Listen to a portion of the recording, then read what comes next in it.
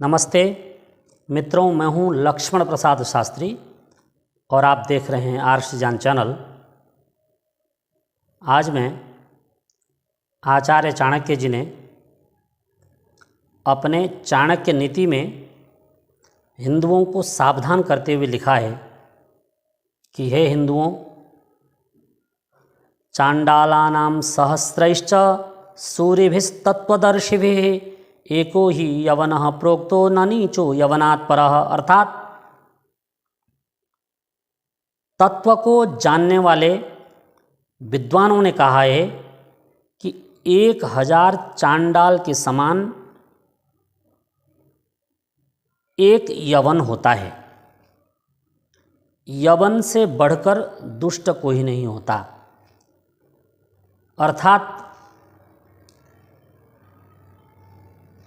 यवन पर कभी भी हिंदुओं को विश्वास नहीं करना चाहिए, क्योंकि जो यवन हैं उन्होंने अपने धार्मिक ग्रंथों में हिंदुओं के विनाश के लिए बहुत कुछ लिखा है और वो सुबह शाम हिंदुओं के विनाश के लिए प्रार्थना करते हैं, पढ़ते हैं, झुंडों में, समूहों में भाषण देते हैं और हिंदुओं को बूत परस्ती कहते हैं। बूत परस्ती का अर्थ होता है कि मूर्ति पूजक।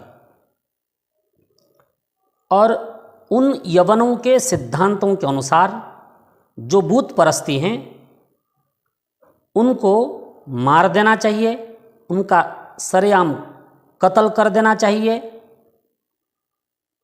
उनके मंदिरों को तोड़ देना चाहिए। इस प्रकार हिंदुओं को जीने का अधिकार नहीं है। ऐसी शिक्षा वो अपने समाज के लोगों में बांट रहे हैं। अतः मैं आप सभी हिंदुओं से निवेदन करना चाहता हूँ कि आपस में जातिवाद मिटा करके एक हो जाओ और कम से कम एक हो करके अपने सभ्यता और संस्कृति पर हो रहे आक्रमण को रोको। यदि ऐसा नहीं करोगे तो तुम्हारा विनाश निश्चित है। मैं नहीं कह रहा हूं, आचार्य चाणक्य जी कह रहे हैं कि तुमको इकट्ठा होना है और अपने राष्ट्र के लिए अपनी आहुति देनी है। मैं ज़्यादा कुछ ना कहते हुए हिंदुओं से इतना ही कहना चाहता हूँ कि हमारी जो परंपरा है, हमारे जो दर्शन हैं, हमारे जो धर्म ग्रंथ हैं, वो कहते हैं कि मित्रस्य मा चक्षुषा सर्वाणि भूतानि समीक्षन्ताम्। सभी प्राणियों को मित्र की दृष्टि से देखो।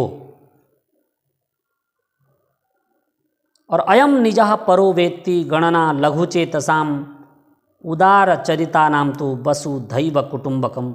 यह मेरा है, यह तेरा है, एक क्षुद्र लोगों के विचार हैं। हम तो पूरे पृथ्वी के लोगों को अपने परिवार का ही सदस्य मानते हैं और उनके साथ वैसा ही बर्ताव करते हैं। यही हमारी परंपरा रही है, यही हमारी शिक्षा रही है। तो हमने तो कभी अपने आध्यात्मिक प्रवचन में ये नहीं कहा कि तुम यवनों के खिलाफ एकजुट हो जाओ और उनको जहां पाओ वहां मारो। ऐसा नहीं कहा है। और ऐसा कहने की जरूरत भी नहीं है। परंतु जो विचारों की भिन्नता है, इस विचारों की भिन्नता में द्वंद्व है। या तो हम अपने विचार उन तक आसानी से पहुंचा सकें, और अन्यथा वो अपने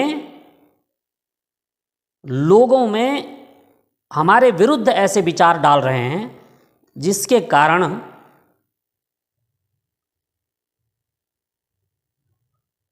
हमारा ह्रास हो रहा है और हमारा विनाश हो रहा है।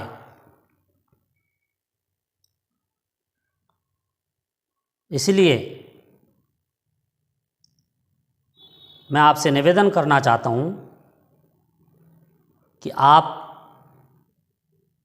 संगच्छध्वं संवदध्वं शंभु मनांसि जानताम देवा भागं यथा पूर्वे संजानाना उपासते।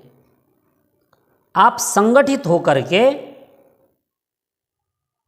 चलें और एक साथ बोलें, एक साथ मिल करके योजना बनाएं और अपने राष्ट्र की रक्षा का उपाय सोचें, तो निस्संदेह आप पर कोई भी आक्रमण नहीं कर सकता। अन्यथा आप इसी प्रकार शिकार होते चले जाएंगे। जब वे लोग बोलते हैं कि भारत तेरे टुकड़े होंगे इंशाअल्लाह इंशाअल्लाह, तो कुछ विचारधारा के लोग कहते हैं कि ये बोलने की आज़ादी है। लेकिन कुछ लोग हरिद्वार में धर्म संसद में जो सच्चाई है उसको अभिव्यक्त करते हैं, तो उनके खिलाफ देशद्रोह का मुकदमा दर्ज करके उनकी गिरफ्तारी कर दी जाती है।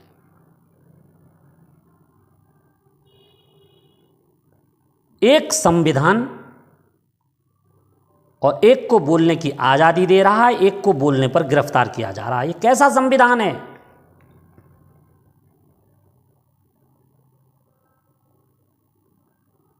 उन्होंने वही कुछ कहा है जो उन लोगों ने अपने ग्रंथों में लिखा है। धर्म संसद में अधर्म की कोई ऐसी बात हुई नहीं जो उन पर देशद्रोह का मुकदमा किया जाए, पर किया गया। और मुझे दुख इस बात का है कि अब जबकि हमारी एक शक्तिशाली सरकार है, उस समय देशभक्तों पर